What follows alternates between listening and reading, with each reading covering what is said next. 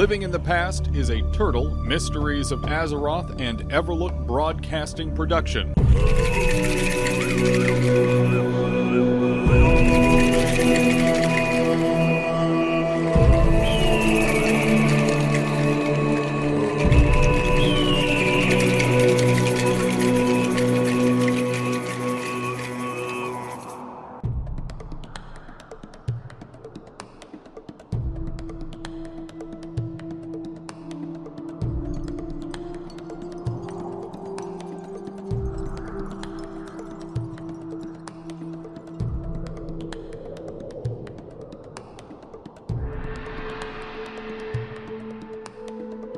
This is Living in the Past, your Everlook Broadcasting Company weekly show about all things Turtle, Mysteries of Azeroth. Today is Friday, May 24th, 2024, and I'm Dan, your host for the next hour.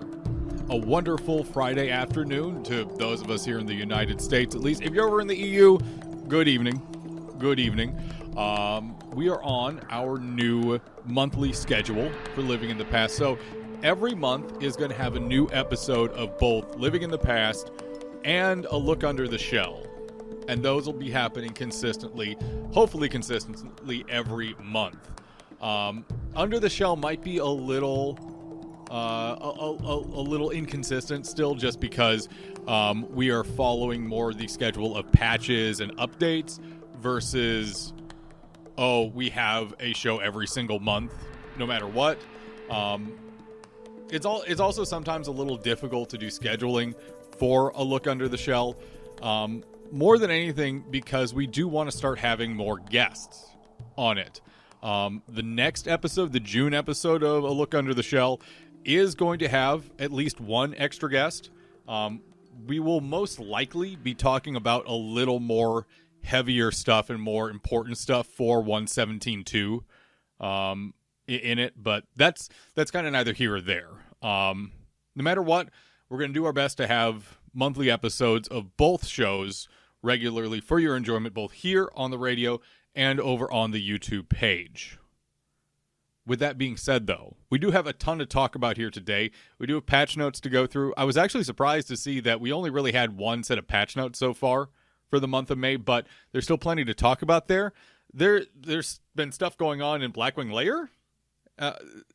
We'll get into it. We also have a lot of stuff I want to talk about, not just from the episode the other week of A Look Under the Shell, but I want to talk about in general how we all are preparing for 117.2 to eventually hit here. Obviously, it's coming. It's probably coming sooner rather than later. And I think a lot of people have been thinking about how to get ready for it. So that'll be our second segment. And then in our third segment, here, many of you may have noticed that the downtime here earlier this week seemed to take a little bit.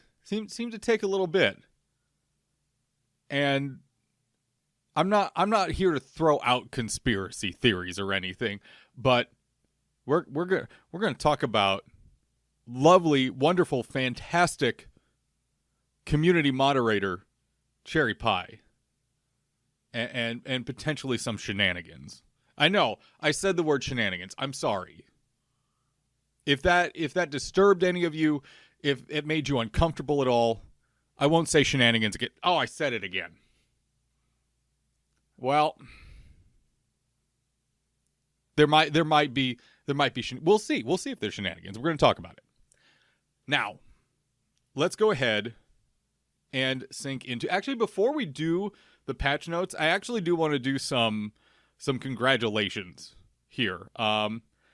This is a kind of big deal. And it's going to sound like, wait, why do we care? But a little bit of flag waving here. Next Wednesday next week, will mark the longest uptime we've ever had on the radio itself. Normally, I need to do a restart every couple weeks just to refresh the system's memory, just to make sure Sam continues to run correctly. Hello, Conan. The fact of the matter, though, is we've gotten things down to running well enough that next Wednesday will mark over a month of consistent uptime. The encoder will have been running for over a month.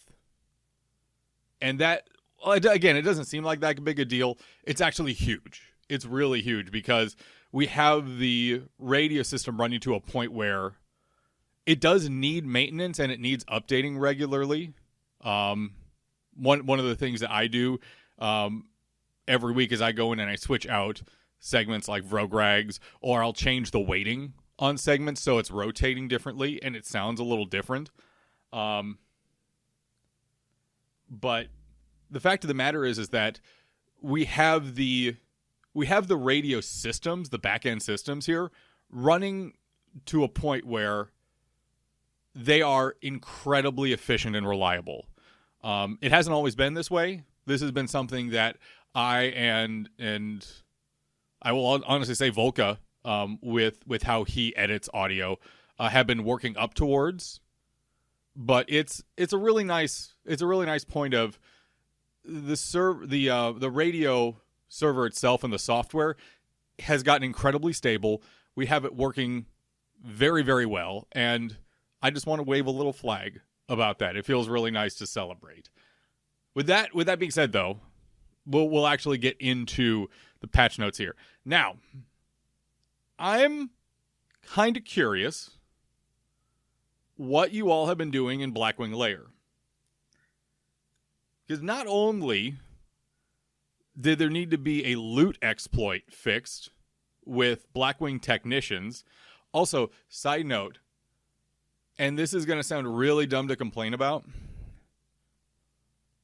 I really wish, and this is because when we were running Pugonomics, I was the loot master for them, and I had to go and loot every single Blackwing technician. I mean, in addition to everything, I was handling all the loot.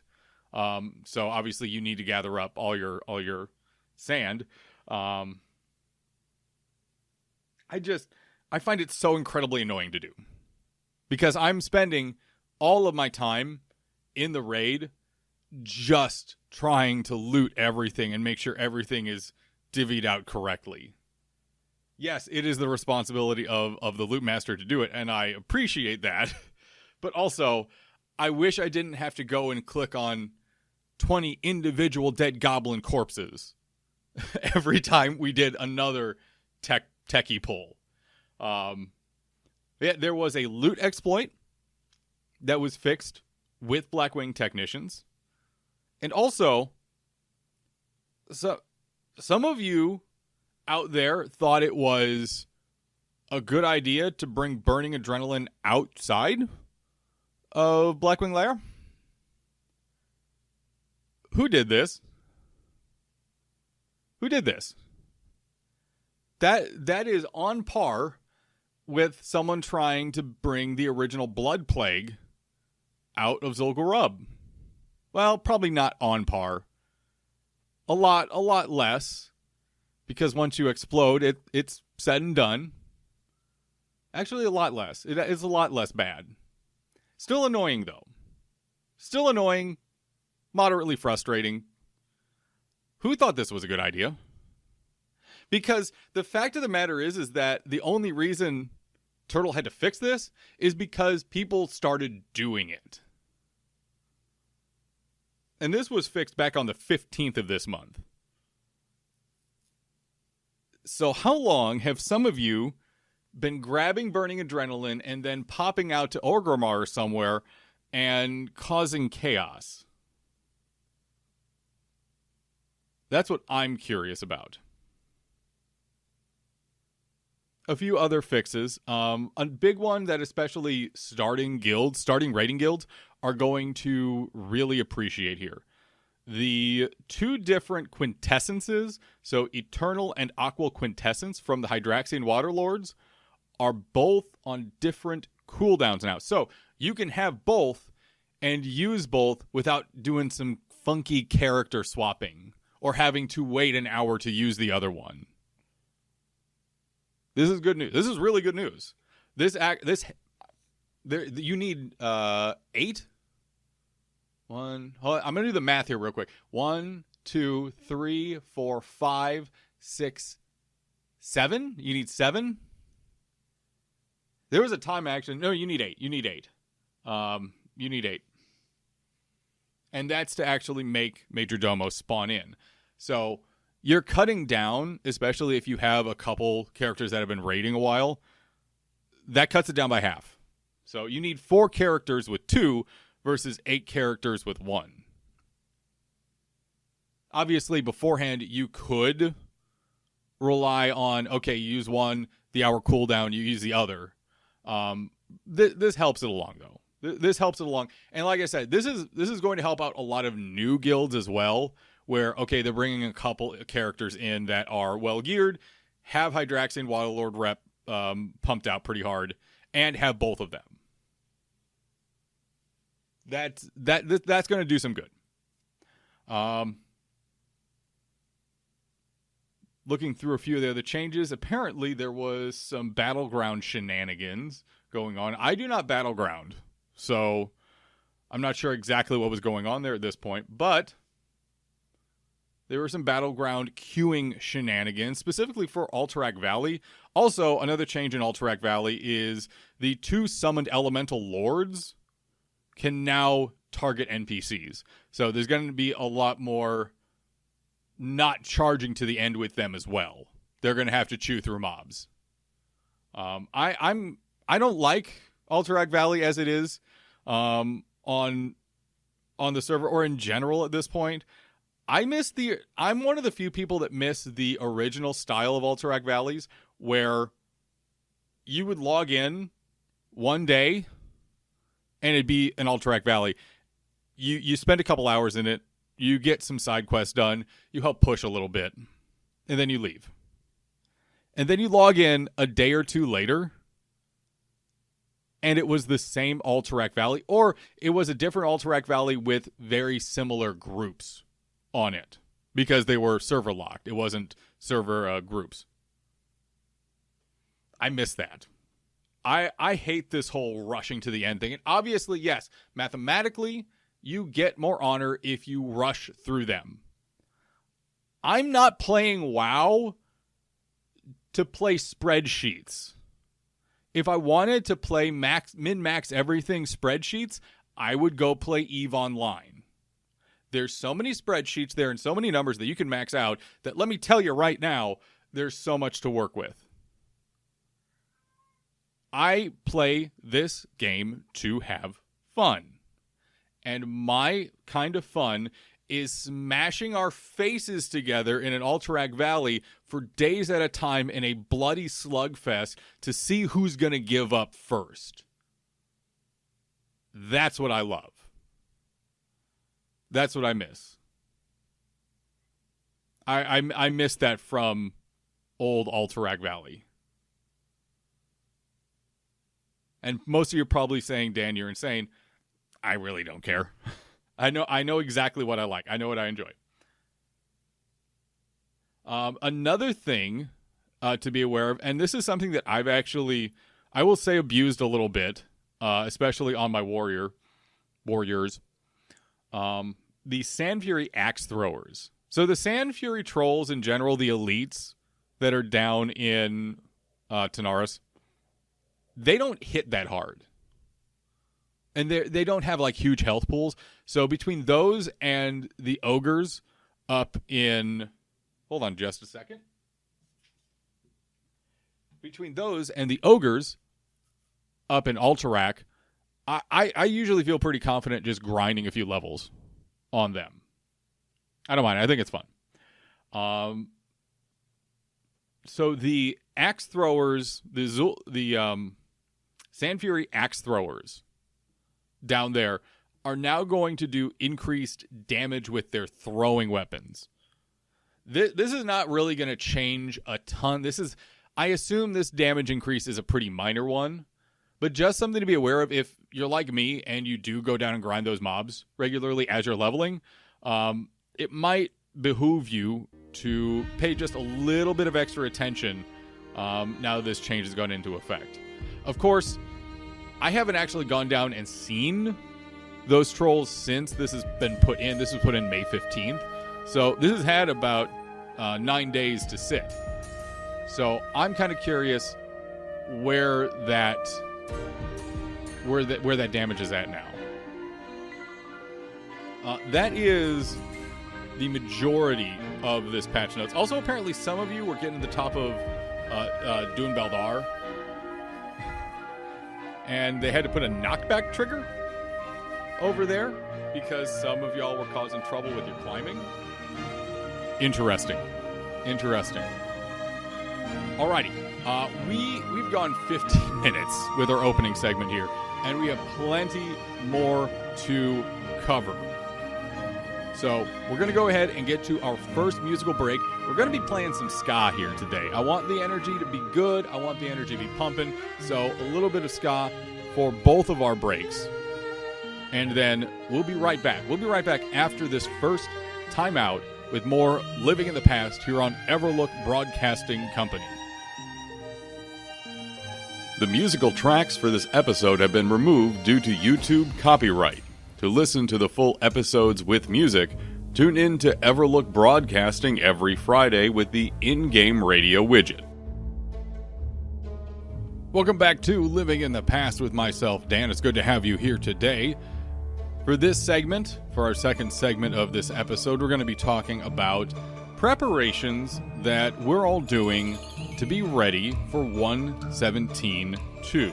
And there's a couple specific things I want to talk about in regards to this. Now, I will say for the record, I don't know anything about the exact mechanics of 1.17.2. I am not privy to that information. I actually make sure, and I've talked about this before, I make an effort to not look at that information at all. Even in the off chance I might have access to it, I make a point to not. Because I'm going to be honest, it can be very difficult to remember what you can and can't talk about. Acolix has regularly commented on this. And sometimes you'll notice he has to take a minute before he answers a question. I do try to edit out a little bit of that thought time when it comes to episodes of Under the Shell, but you kind of get the idea. It can be difficult to remember what you can and can't say in public. So I try to make my life a little bit easier and just don't look at any of that information at all. So please keep in mind, I am not saying anything canon of stuff that you must do in preparation because I know exactly what's going on. I don't. I am specifically speaking on previous interviews that we've done here on Everlook, just to cover upcoming features. So I'm I'm specifically going to talk about my interview with Case from, I think, 4 months ago, something like that, where we talked about the different tier sets. And then I'm also going to be referring to the information that we discussed in A Look Under the Shell the other week, with Acolix. So keep that in mind. That's our frame of reference for this. There is obviously a lot of stuff people are thinking about. Okay, I want to make sure I'm ready for 1.17.2 when it drops. I have all these alts I want to make sure are ready. I want to see the new jewel crafting profession, not TBC jewel crafting. Not TBC jewel crafting, people. Please remember that. This is not TBC jewel crafting. Say it with me. Not TBC jewel crafting. This is a new jewel crafting. Anywho, there's obviously things that people are thinking about getting ready for these. So let's talk about the alternative tier sets first, because in my interview with Case from about 5-6 months ago, we did talk about a few important mechanics that are going to be how people access some of those early tier sets. For those that don't know, the alternative tier sets are going to be off-spec or non-standard spec, we'll say, tier sets. So every tier is going to have a shadow, for priests, example, shadow, discipline, or shadow and a healing set. For warriors, there's going to be at least a fury DPS, like a PvE DPS set, and a tank set for every tier. For shamans, there's going to be an elemental set, an enhancement set, and a resto set. There might be other sets. I'm trying to make sure I don't speak too far out of line, but to give you a good idea of what is coming for those that don't know about this stuff. Now, for 2.5 and beyond, there are already mechanics for getting those tier sets out that aren't going to be token involved. Obviously, with the tier 2.5 sets, it's a little oddball. The way that Blizzard originally set up AQ40 and those tier sets, it's a little weird. It's a little odd. And as far as my understanding is, 2.5 and beyond, those tier sets are kind of going to be locked to either drops or specific turn-ins, and they're not really interchangeable between the sets. Again, that can change. That's just my understanding, again, based off of my interview with Case back in December.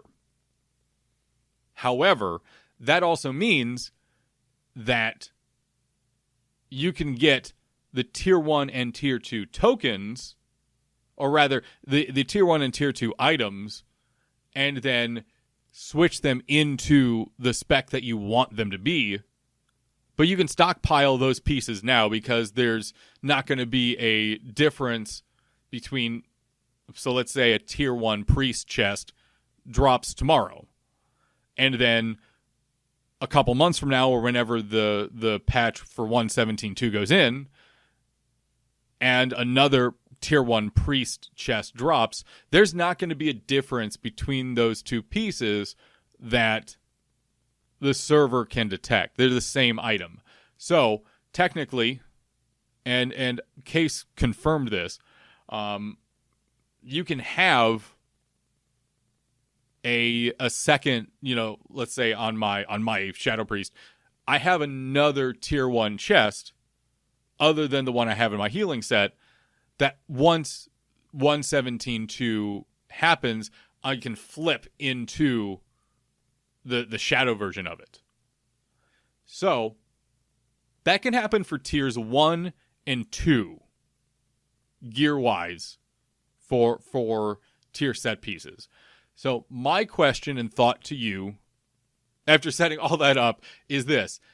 How many of you are stockpiling tier pieces, tier 1 and 2 pieces, to switch into the alternative tier sets when 1.17.2 drops? Because, if I'm playing on my Shadow Priest or my Warrior, I want to obviously do damage because I'm a DPS on both to the best of my abilities. But having tank pieces on my Warrior and healing pieces on my Priest is vital to have, because sometimes we just need someone to fill that role in a pinch. And that's kind of the attitude you need to have with raiding in general.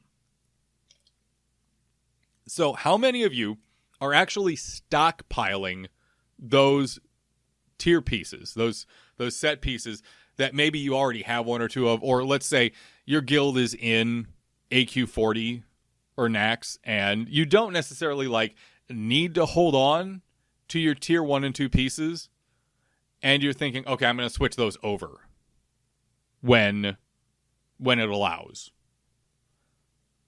I know I've been thinking about that. I've had the thought of, okay, what gear do I need to hold on to for my offset, for my healing stuff? But what else do I want to make sure I switch into damage gear when the time comes? And actually, I struggle a little bit with that question just because I'm not like actively rating on either of the characters. So I have to figure out, okay, what am I doing? It's a tough question to answer. The other kind of prep, and this is more of what we talked about with Akalics and jewel crafting coming up here in 117.2. What are you gambling on that is going to be used in jewel crafting? Because we still don't really know everything that's going to be useful in jewel crafting. You can assume that, okay, even every gem from like the low malachite stuff and shadow gems all the way to Azerothian diamonds are probably going to be used at some point as a guess, as a complete and total guess. You can kind of assume that. However, what other stuff are you stockpiling? Are you thinking, okay, maybe jewel crafting is going to require a lot of metals, going to require a little metals? Do I have to keep them in raw form? While Akalics said we're not really going to have like a prospecting kind of thing, he never really said anything definitive either. So are you gambling that maybe we need to stockpile stone? Because we needed another profession that used stone regularly because engineering wasn't enough.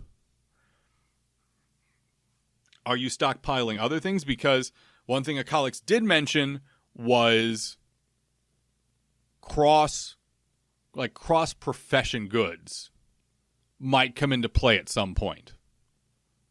Again, he didn't say anything definitive. However, flower prices, herb prices in particular, have never been stable or reasonable on the server, in my opinion. So, is there a good reason to then stockpile herbs or other raw materials, or even refined materials, so example, mooncloth, for when jewel crafting comes out and you try to power through to 300 as fast as possible? Because you know for a fact, everyone listening, you know for a fact, the first 12, 15 characters that are able to max out jewel crafting, you're guaranteed to make at least a few thousand gold profit off of that after you recoup your initial investment. There's going to be a money to be making with that. So my question to you all is, what are you stockpiling? How much of those things are you stockpiling? Or are you the kind of person who sees that it is currently a buyer's market and you're trying to push the numbers around a little bit? You're trying to control this side of this type of material, etc., etc. I won't say too much on that stuff. It's something to think about, though. It's something to think about. Hopefully you are thinking about it. And hopefully we do get to see 117.2 sooner rather than later. Not only do I think this speculation is a lot of fun, but also it's really interesting to see the results of that speculation after we hit the do not pass go point. After we hit that point of no return. Let's go ahead and get our second break of the day in.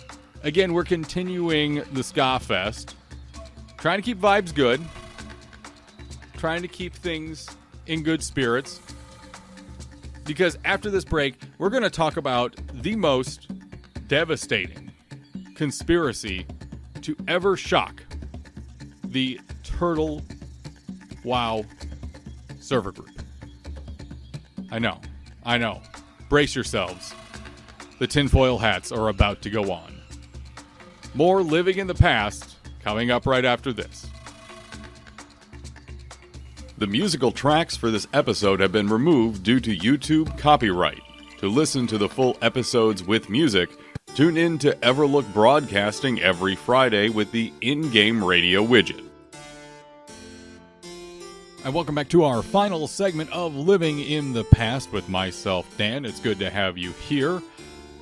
Before we go ahead and address what possibly could be the crime of the century, nay, the millennia, a quick reminder that, hey, next month, it's going to be about 2 months since we've done our guild shoutouts. So next month on Living in the Past, we're going to be doing guild shoutouts again. So towards the end of the month, make sure your guild is posting in the official Turtle WoW Discord with your guild advertisements.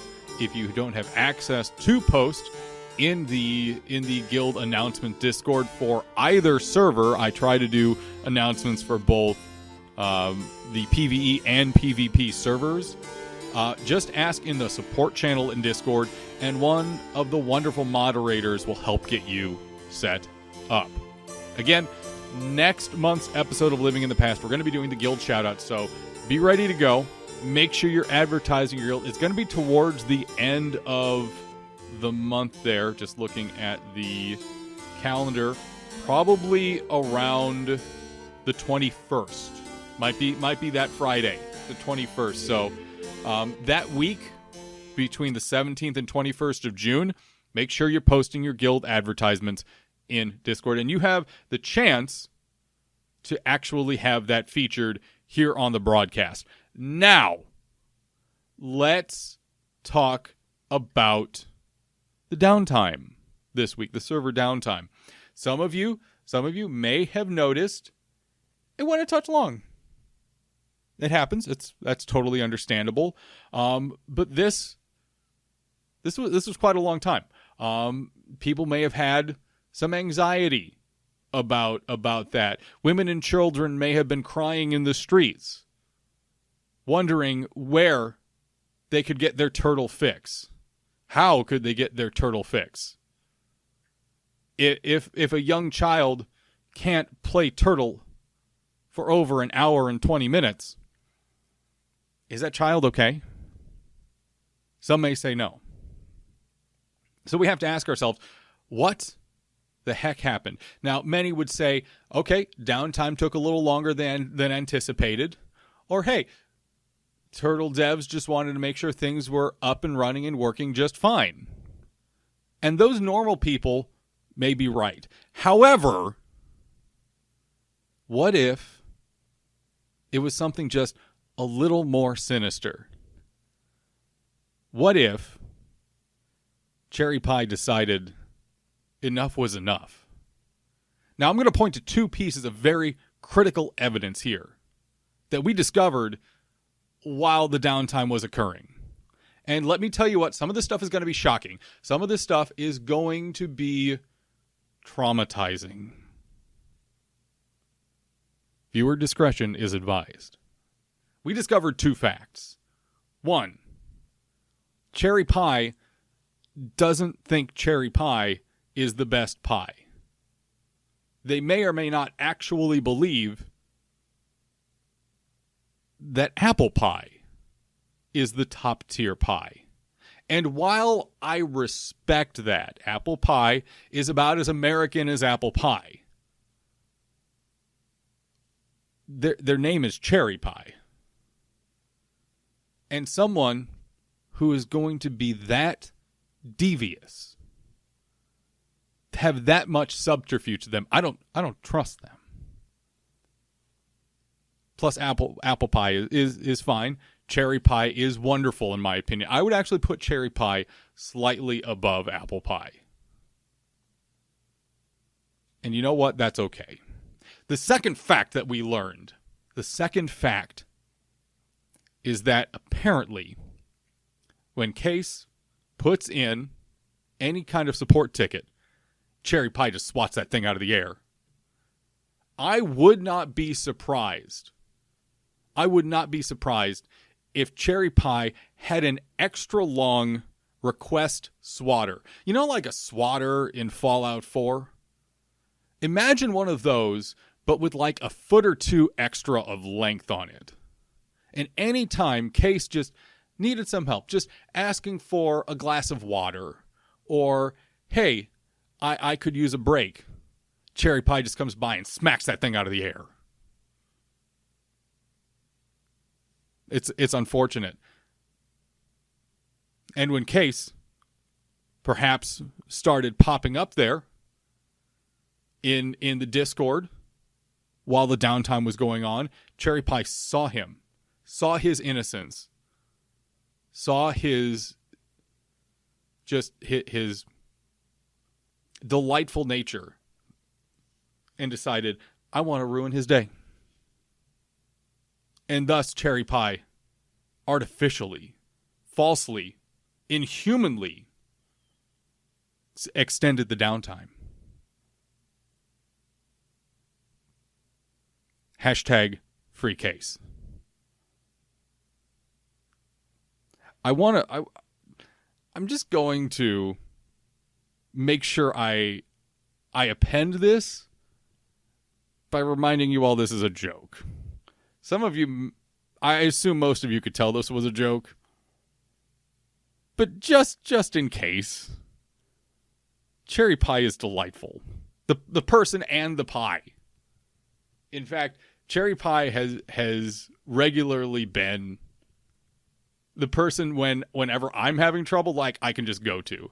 So Cherry Pie is actually like one of my favorite people on staff. So don't actually harass them, please. But also, hashtag free Case. Okay, we're going to close it down now. Thank you for taking the time to join me today. Our nostalgia continues even though today's broadcast is at an end. And I hope you enjoyed the show and the nonsense here today. A huge thank you to the Turtle developers, moderators, Cherry Pies, staff, and volunteers. Without the entire team's hard work and dedication, we wouldn't have this station or server group. An additional thank you to the audio engineers and creators here for the use of their soundtracks they've created, which we use for segment transitions and intro audio. If you'd like to find out more about what I do, I invite you to check out my YouTube channel at youtube.com/@thedannation and my series, Ancient Lore, a recapture of the spirit of my original podcast, The Ancient of Lore. You can also find me on Twitch regularly at twitch.tv/Dannation. So there you go. Until next month, let's keep living in the past.